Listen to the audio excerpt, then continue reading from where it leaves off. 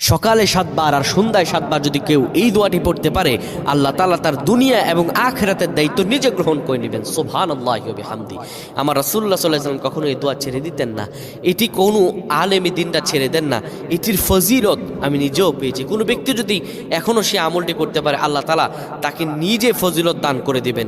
এটি এতটাই ফজিলতপূর্ণ দোয়া, আমি বলবো এই দোয়াটি প্রত্যেকের পড়া উচিত। আপনার পরিবার প্রত্যেকটা সদস্যের পড়া উচিত। এই দোয়াটি আপনারা শেয়ার করে দিবেন।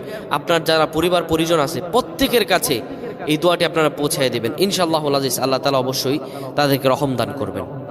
রাসূলুল্লাহ সাল্লাল্লাহু আলাইহি ওয়াসাল্লাম বলেন, কোনো ব্যক্তি যদি সকালে 7 বার আর সন্ধ্যায় 7 বার পড়তে পারে, হাসবি আল্লাহু লা ইলাহা ইল্লা হুয়া আলাইহি তাওয়াক্কালতু ওয়া হুয়া রাব্বুল আরশিল আযীম। হাদিস আবু দাউদের 321 নম্বর হাদিস।